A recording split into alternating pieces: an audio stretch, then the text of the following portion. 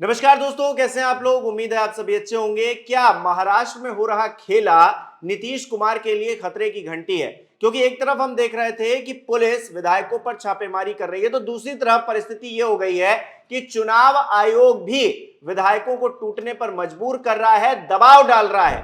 तो ऐसे में महाराष्ट्र से लेकर बिहार तक क्या खेला चल रहा है, इसको लेकर बात करेंगे। प्रियंका मेरी सहयोगी मेरे साथ जुड़ी है। प्रियंका, बहुत बहुत स्वागत है आपका। प्रियंका, क्या शिंदे जिस तरह का हाल उनका महाराष्ट्र में हो रखा है वो पूरी तरीके से खत्म होने जा रहे हैं? और जिस तरह के हालात हम देख रहे हैं, क्या भारतीय जनता पार्टी के अंदर विधायकों से ज्यादा सांसदों की टूट का खतरा मंडरा रहा है? बिल्कुल खतरा मंडरा रहा है। और अगर ये खतरा ना होता तो एकनाथ शिंदे तो छोड़िए, नीतीश कुमार को अब तक अमित शाह ने खत्म कर दिया होता।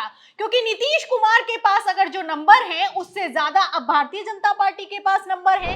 ऐसे हालातों में नीतीश कुमार को मुख्यमंत्री इसी तर्ज पर बनाया गया है क्योंकि नीतीश की बैसाखियों पर केंद्र में मोदी की सरकार चल रही है। फिलहाल महाराष्ट्र की अगर बात की जाए तो महाराष्ट्र में गजब खेला चल रहा है। आपको बता दें, पहले तो महाराष्ट्र में एकनाथ शिंदे को आश्वासन दिया गया भारतीय जनता पार्टी की तरफ से कि हम आपकी पार्टी में ऑपरेशन लोटस नहीं करेंगे, लेकिन इन सब के बावजूद लगातार नेताओं की टूट हो रही है।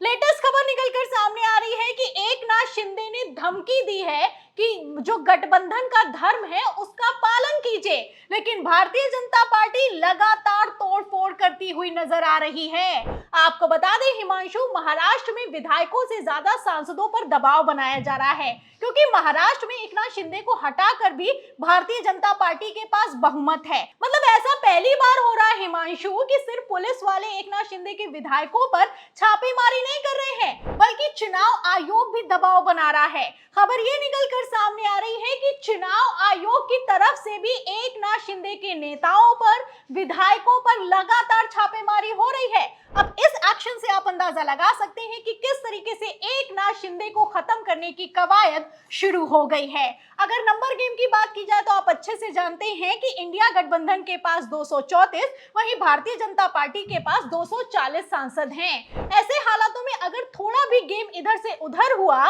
तो मोदी सरकार खतरे में आ सकती है। फिलहाल इसी खतरे को भांपते हुए अमित शाह चाहकर भी नीतीश कुमार पर किसी तरह का कोई एक्शन नहीं ले पाते हैं। वही खेल एकनाथ शिंदे के साथ भी चल रहा है। आपको बता दें, खबरें ये निकलकर सामने आ रही हैं कि एक तरफ जहां एकनाथ शिंदे के खत्म होने का नंबर आ गया है, वहीं दूसरी तरफ नीतीश कुमार भी सतर्क हो गए हैं क्योंकि एकनाथ शिंदे से भी किस तरीके से गृह विभाग छीन लिया गया आप अच्छे से जानते हैं। अब वही कुछ नीतीश कुमार के साथ हुआ है। जैसे हालात एकनाथ शिंदे के हो गए हैं उसका असर बिहार की राजनीति पर भी दिखाई दे रहा है। आपको बता दें, वरिष्ठ पत्रकारों ने दावा किया है कि गृह विभाग और स्पीकर का पद जेडीयू से जिस तरीके से भारतीय जनता पार्टी ने छीन लिया है, ऐसे हालातों में बिहार में भी कुछ बड़ा होने वाला है। क्योंकि आप अच्छे से जानते हैं कि गृह विभाग जिसके पास होता है उसके हाथों में पावर होती है। फिलहाल इसी पावर को देखते हुए नीतीश कुमार भी ताबड़तोड़ एक्शन ले रहे हैं। आदेश पर आदेश पारित किए जा रहे हैं,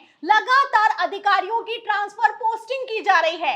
आलम तो यह हो चुका है कि स्पीकर पद जाते ही नीतीश कुमार ने भाजपाई मंत्रियों के मंत्रालयों के निजी सचिवों को बदल दिया है, वो भी बिना किसी तरह की सहमति के। इस तरह के एक्शन हो रहे हैं। फिलहाल नीतीश कुमार की अगर बात की जाए तो नीतीश कुमार को एकनाथ शिंदे समझना अमित शाह की सबसे बड़ी चूक साबित होने वाली है क्योंकि नीतीश कुमार की तरफ से अभी भी गृह विभाग भले ही भारतीय जनता पार्टी को दे दिया गया है, लेकिन अभी भी उनके हाथों में प्रशासन की पूरी ताकत है।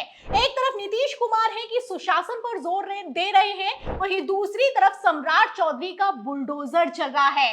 लगातार बुलडोजर एक्शन लिया जा रहा है। आलम तो ये हो चुका है हिमांशु कि विजय सिन्हा जो जिनके पास राजस्व विभाग है, उनके विभाग में जिन अधिकारियों की तैनाती की गई नीतीश कुमार की तरफ से, उन अधिकारियों पर भी विजय सिन्हा दबाव बना रहे हैं। वैसे भी विजय सिन्हा और नीतीश कुमार के बीच कैसे आपसी तकरार है ये किसी से छुपा हुआ नहीं है। फिलहाल अब ये तकरार जग जाहिर होती हुई नजर आ रही है। विधानसभा से तस्वीरें निकलकर सामने आई हैं कि जैसे ही बुलडोजर एक्शन पर आरजेडी के विधायक शिकायत करते हैं या फिर कि सवाल करते हैं तो नीतीश कुमार तुरंत सम्राट चौधरी की तरफ इशारा कर देते हैं। फिलहाल नीतीश कुमार फुल फॉर्म में दिखाई दे रहे हैं। महाराष्ट्र में जो खेला चल रहा है उसका असर बिहार में भी दिखाई दे रहा है। स्पीकर की डील हुई थी लेकिन स्पीकर पद जेडीयू को नहीं मिला है। ऐसे में आने वाले दिनों में नीतीश कुमार कुछ तो बड़ा करने की तैयारी में हैं।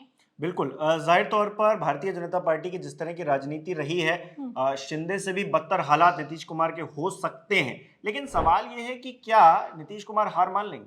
बिल्कुल नहीं मानेंगे। आपको बता दें कि वरिष्ठ पत्रकारों ने तो दावा भी कर दिया है कि अगर करो या मरो वाली स्थिति आ गई तो नीतीश कुमार पलटी मार सकते हैं। नीतीश कुमार इतनी आसानी से कुर्सी नहीं छोड़ेंगे। फिलहाल अगर गौर किया जाए तो अभी नीतीश कुमार किसी तरह का कोई खेला करने की तैयारी में नहीं है, लेकिन अगर नीतीश कुमार की कुर्सी जाने की नौबत आएगी तो आंकड़े निकलकर सामने आए हैं कि नीतीश कुमार ने महागठबंधन के साथ मिलकर बहुमत भी खड़ा कर लिया है। और अब तो आरजेडी ने दावा भी कर दिया है कि नीतीश कुमार पलटी मारने वाले हैं। आरजेडी की तरफ से बयान निकलकर सामने आ गया है कि जिस तरीके से नीतीश कुमार ने एक बार फिर से सफाई दी है कि वो वापस नहीं जाएंगे, जाहिर सी बात है कि वो वापस जाने का पूरा प्लान कर चुके हैं, क्योंकि नीतीश कुमार इस तरीके की सफाई तभी देते हैं जब वो पलटी मारने की तैयारी में होते हैं।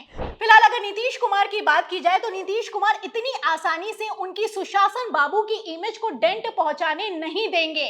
आपको बता दें कि सम्राट चौधरी लगातार इसी जुगत में लगे हुए हैं कि किसी भी तरीके से यूपी मॉडल को बिहार में लागू कर दिया जाए, और अब तो विजय सिन्हा ने भी भरे सदन में खड़े होकर कह दिया है कि बुलडोजर चलेगा और एक्शन तो होकर रहेगा। मतलब एक तरफ नीतीश कुमार सुशासन बाबू की इमेज पर, सुशासन चलाने पर जोर दे रहे हैं, वहीं दूसरी तरफ भारतीय जनता पार्टी अपना खेला चरम पर कर रही है।